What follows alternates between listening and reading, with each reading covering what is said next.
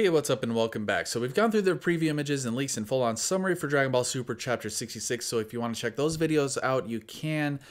This video is going to be from the full official release English translation of the chapter, and I'm going to try to focus on things I didn't focus on before. If you want the full summary review, you can check that out. I'll link it in a pinned comment.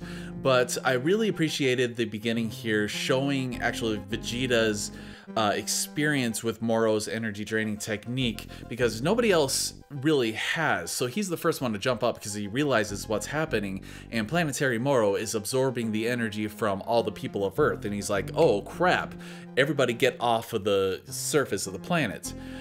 So I thought that was a really cool little touch.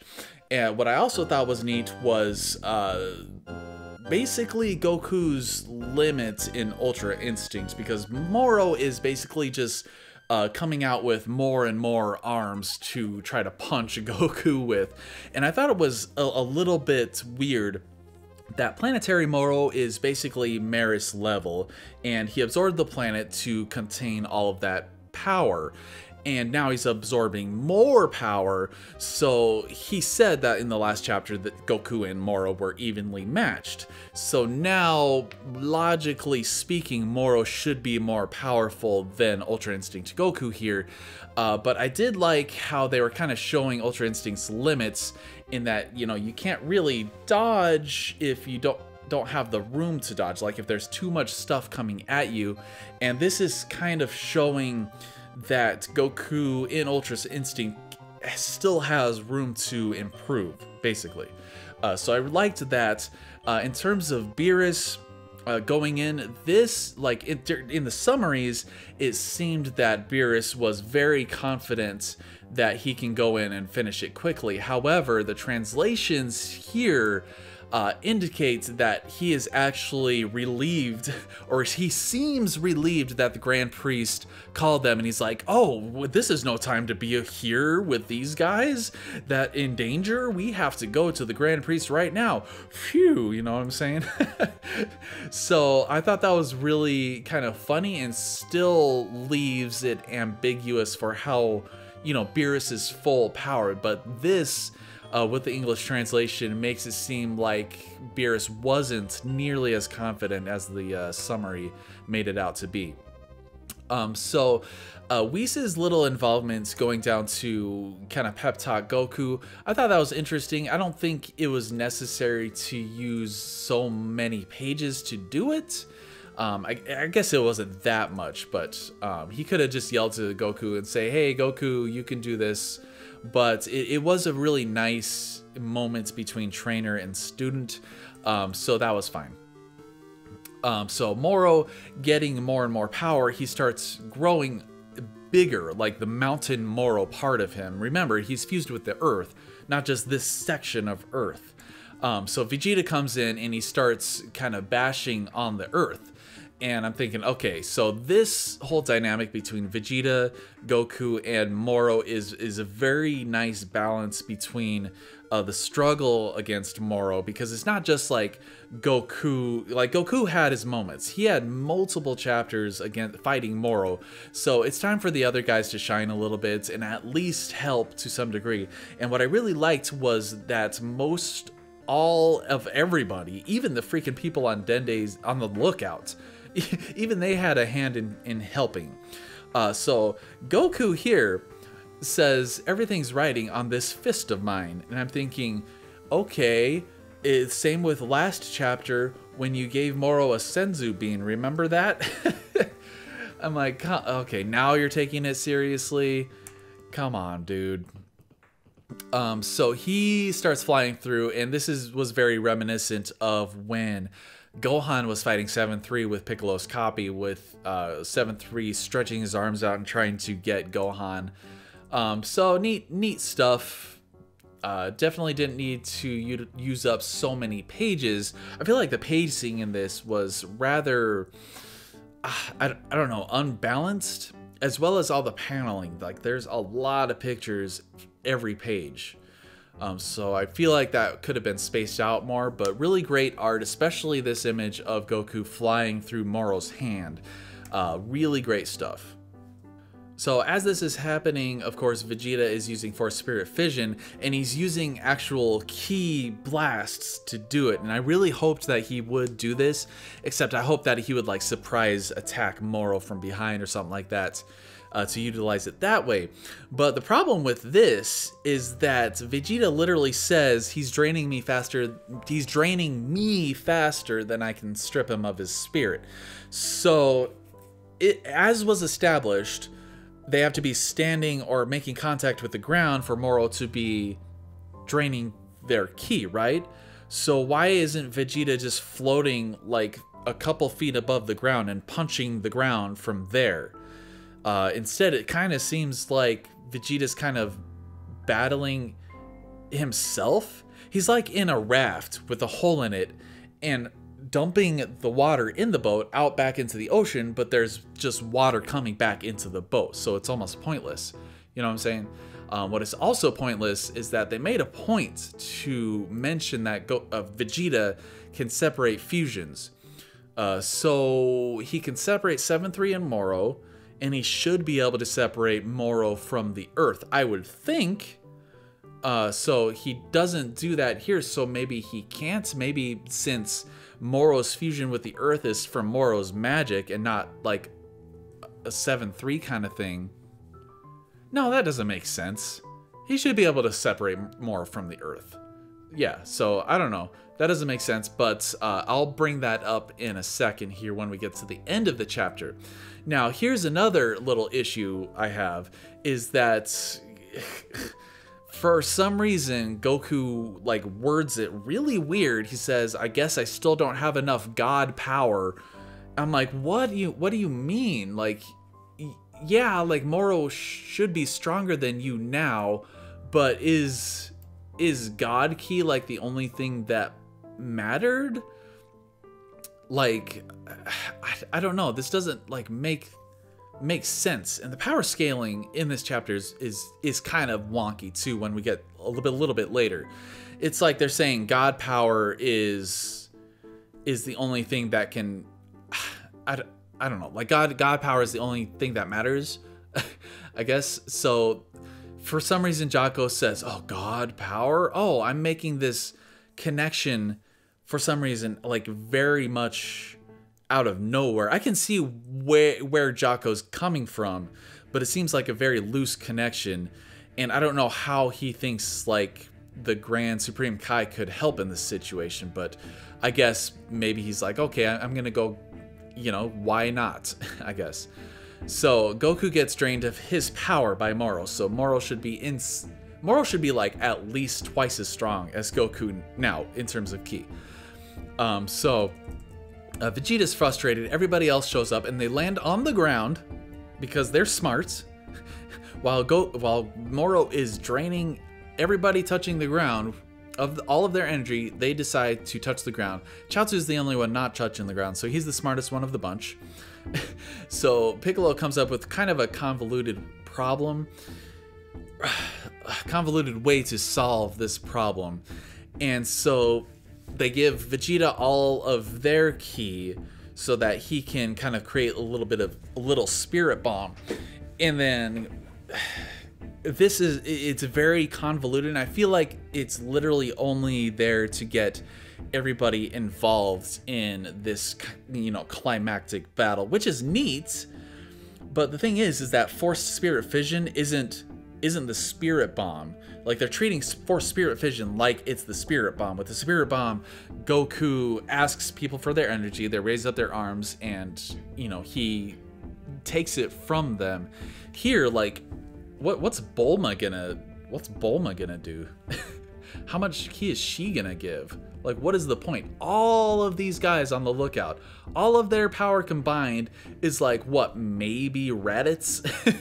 Maybe Raditz power level. So I thought that was kind of pointless, but it was neat seeing all of them, and all of them kind of contribute to this climactic battle, especially when it comes to Goten and Trunks in their freaking Android 17 outfits, helping him with his little island. So I thought that was really cool, even though it was really weird how all of these like human characters that haven't been trained in ki are able somehow to send their ki to Vegeta. Even though it has been established that Vegeta needs to actually make physical contact to use Forced Spirit Fission. So that was kind of weird, but really cool nonetheless.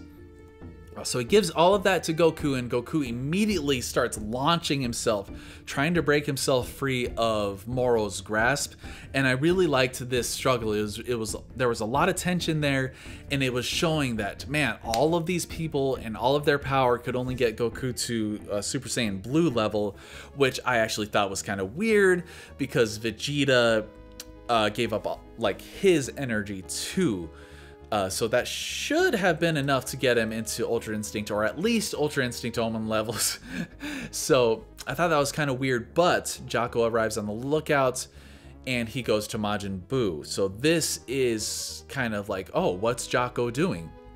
And I like that they hold off the reveal for what his actual plan is, if he even has a plan, right? So at this point, Moro has absorbed so much energy that his mind is gone. His mind has been completely corrupted by the power, and I love this. I love the expressions on his face.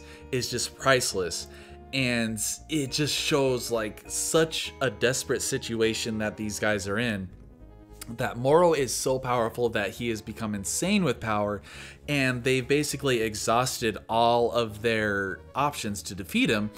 Except for, you know, Vegeta splitting Moro from the earth, god damn it. So this whole chapter I'm thinking, why don't you do that? Why aren't you trying that? And on top of, oh, this is all Goku's fault.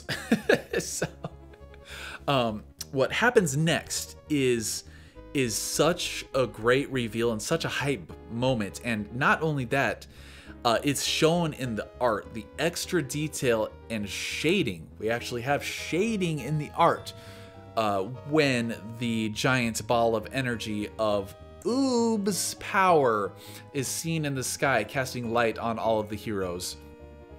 And then the Grand Supreme Kai is there.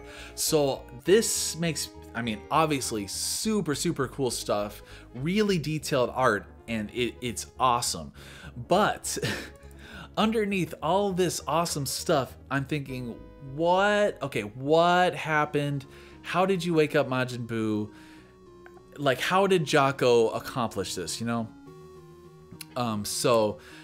This whole section felt somewhat rushed. I guess the pacing is just a little bit wonky, but that's not a big deal. So don't get your panties in a bunch for me. Freaking, don't say that I'm shitting all over the chapter, okay? So Vegeta gets this ball of energy. He's like, I don't freaking care whose this is, but Goku, you better take all of this energy. And in a brilliant, massive flash of light, Goku absorbs all the energy. And this is like, okay, so the energy of Piccolo, Gohan, Yamcha, Chaozu, Tien, Krillin, and Vegeta especially, that was only enough to get Goku to Super Saiyan Blue level. But Kid Buu's power, which remember basically is Oob's power, is enough to get Goku to Ultra Instinct level. Maybe it's because most of the ki from that other bottle of energy, except for Vegeta's God Ki, which Vegeta's way more powerful than Kid Buu, has, I felt like should have more God Ki, you know what I'm saying? But I guess Kid Buu's God Ki, like maybe he couldn't access it way back then when he was killed by Goku's Spirit Bomb. So like lots of questions, kind of some weird stuff, some kind of weird power scaling stuff. But this epicness brings to light. Goku immediately goes into Susanoo Goku. Now, lots of people I've heard have a problem with this. I don't necessarily have a problem with it. I think it's interesting. I think that there's too much detail in Goku's Susanoo. I think it should be more clearly shown to be energy because it looks like a giant Goku. It looks like a Susanoo. So I feel like if it was more bright or lit differently, I guess, it would be more clear that he's just using his ki to create that self of him to go up and almost kiss Moro and then boom, right into the orb, Android 17 on Aniraza style. So really cool stuff. Now, I mean, you could say that this is just a ripoff of Android 17 and Aniraza in the Tournament of Power, but I didn't make that connection at first, but that is not a big deal to me. Really hype stuff, cool stuff, especially when Moro basically shatters into bits and pieces and then, for good measure, explodes like a fucking volcano. So that's really, I really liked this climax here. How finally one last ditch effort, one last push of Goku is finally able to destroy the orb, which in the summary, I don't remember Whis actually saying that destroying the orb will destroy Moro, but in this English translation, he does say that destroying the orb will destroy Moro, which even in the summaries was really weird to me because the orb isn't Moro. The orb is Android 7-3.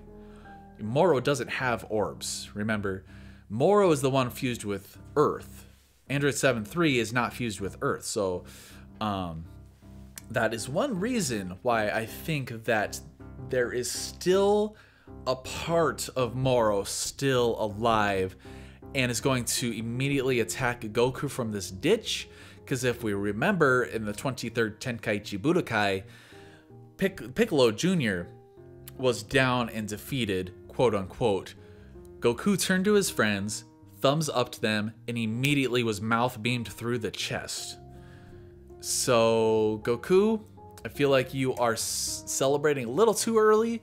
That is one major reason why I think that it's not quite over yet. Furthermore, I feel, correct me if I'm wrong, but I think most of the ending to most of the arcs is all in one chapter. Like the end of one chapter, the end of one arc is the beginning of the next arc usually. At least it was the case in the Tournament of Power when this arc started. So I feel like there's going to be one last attack by Moro, and one of our other heroes is going to, you know, defeat what is left of Moro. So, and then back, what did I mention earlier as to why I think that? Oh yeah, Vegeta not using Forced Spirit Fission to separate any fusions. So unless that really comes up in a future arc, I doubt it will, because Toyotaro didn't even know what the next arc would be yet. So I feel like he doesn't have that much forethought. So he must be planning something with Forced Spirit Fission separating a fusion. So I feel like Moro 7-3 is still alive. He's just not like part of the Earth anymore. And he doesn't have Maris's power. So I think it's a high possibility that Goku will get attacked by what's left of Moro, and possibly Vegeta will, take him out for good. Kind of being a win-win for both Goku fans and especially Vegeta fans who have had blue balls for Vegeta finishing off a main villain since Resurrection of F, when he should have been the one to finish off Frieza. That would have been a natural way to do it, and very satisfying too. So I think that how all of this played out, I think it was a really great way to end the arc and finish off Moro finally, with everybody kind of playing a part in the final struggle, so, but, thinking about it, actually, Vegeta's Spirit Bomb with all the other Z Fighters' Spirit Bomb didn't accomplish anything. It powered up Goku, and Moro absorbed all that power, so he got even stronger. So it gave Moro even more power. So it is definitely weird with all of that power that Moro was absorbing. Goku, with only the power of the god power of Oob, was able to destroy his copy orb, even though Moro, power-wise, should have been leagues above Ultra Instinct Goku at that time. So yeah, there's definitely some weird things, questions I have. They'll probably become more clear to me in the future as I think about it more. But yeah, I mean, I think overall it was a good chapter, a little bit sloppy in terms of the overall pacing and the paneling, I should say. So I guess I've blabbered on a little too long. I'm just going to end the video right here. Drop your thought waves down in the comments below. What do you think of the climax of the Moro arc in Dragon Ball Super? Take it easy.